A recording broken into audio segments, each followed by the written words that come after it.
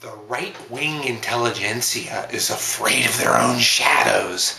That's right. I think that's why they act as crazy as they do. It's because they're afraid of their own shadows. I mean, they're afraid of everything. You know, I bet they're afraid of paper towels and coloring books and phone books and balloons and dictionaries, and what else are they afraid of? They're probably afraid of cars, of bicycles, mailboxes, stop signs. And I bet they're afraid of all of these things. See, the right-wingers, they seem to be afraid of just about everything, and it comes out in weird ways. Now, see, I've got a good test. It's a good test to show what they're afraid of. See, it's like a test to kind of gauge just how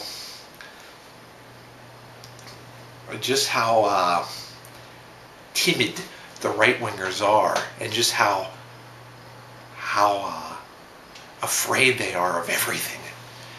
See, they've got all the strangest phobias you can imagine. But see, this test involves various objects, and I'm going to see if they blink when I display them. That's right. I'm going to see if they blink. Now, how about this? Now, conservatives. Now, hey, right-wingers, are you afraid of this pen? Then why'd you blink? Are you afraid of this piece of paper?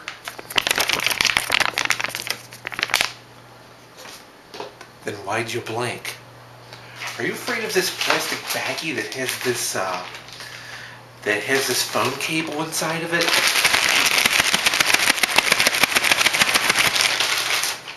Then why'd you blink?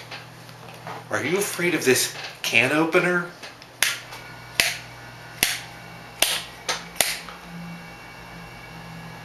Then why'd you blink? Are they afraid of this thermos case? Then why'd you blink if they're not afraid? Are they afraid of this roll of mailing tape?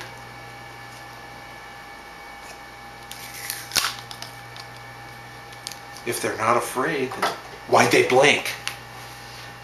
How about this adapter for like plugging a headphone into a stereo? Are they afraid of this? Why'd you blink? The instruction manual? Or the eyewitness cam?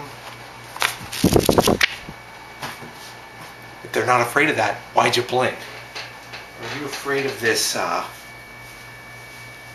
tissue? Why'd you blink? Are they afraid of me when I go like this?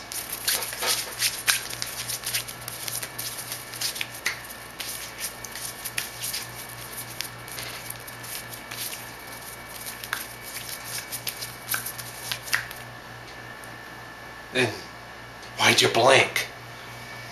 Now, they're afraid of a lot of things. See, they're afraid of so many things. They're afraid of losing political power, which they're going to do anyway. But see, it's a vicious cycle for them. It's a vicious cycle for the right-wingers, because see, they're so afraid of losing political power that their fear comes out in strange ways.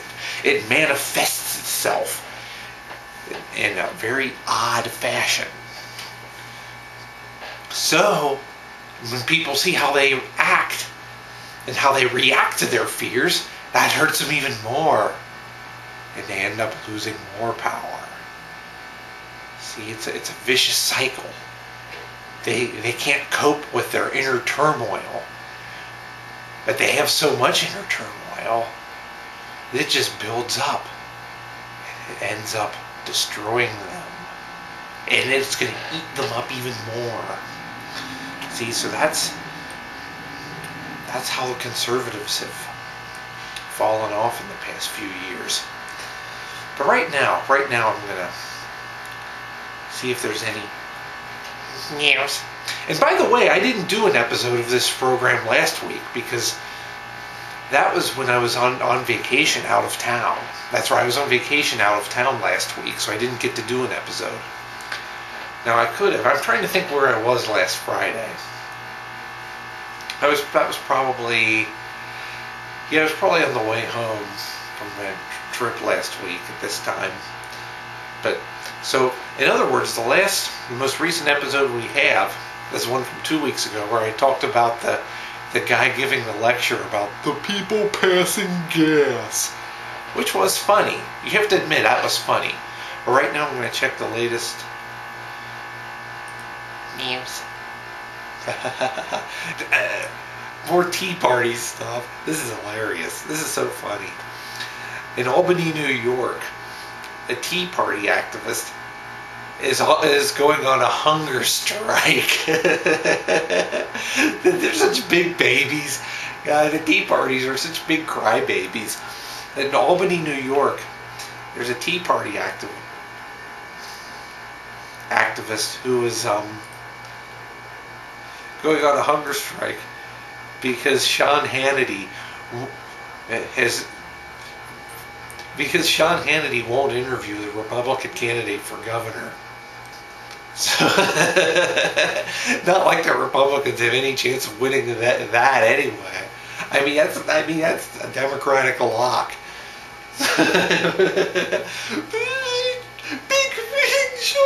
I mean, they think even Sean Hannity's against them now. I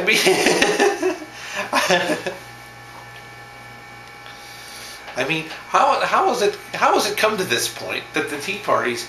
I mean, Sean Hannity, he's pretty much a Tea Party favorite. See, I mean, Sean Hannity's been like a Tea Party's. Though I do think there was the one incident where he stood up all those. Was it Sean Hannity or was it Glenn Beck? It was one of those. But it was or maybe it was Sarah Palin. It was somebody like that. They stood up all those Tea Party, that big Tea Party gathering where they were supposed to appear, and then they didn't. But I think it was one of those. Who cares anyway? They're all the same to me nowadays. But now this Tea Party activist in Albany, New York, is going on a hunger strike because Sean Hannity won't interview a Republican candidate for governor who has no chance of winning anyway. So I guess the right-wingers are just so loaded with fear now that they're just gonna, all they do now, they sit at home holed up in their bunkers watching Sean Hannity and Glenn Beck and listening to Rush Limbaugh and reading Ann Coulter books. That's all they do. Though occasionally I think they switch the channel back and forth between Fox News and Sesame Street, so they can find things on Sesame Street to write hate mail to PBS about. But that's pretty much all they do. So, gosh. This is what they said. This is what this Tea Party activist said. He held a sign in front of Sean Hannity's studio saying, Sean Hannity, unfair to New York Republicans.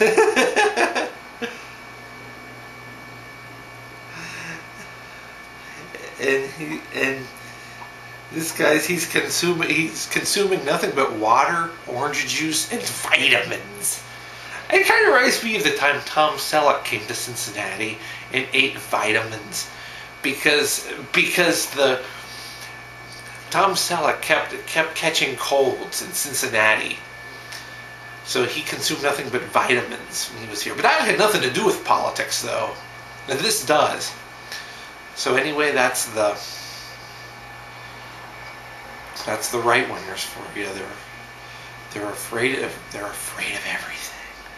So they act bizarre.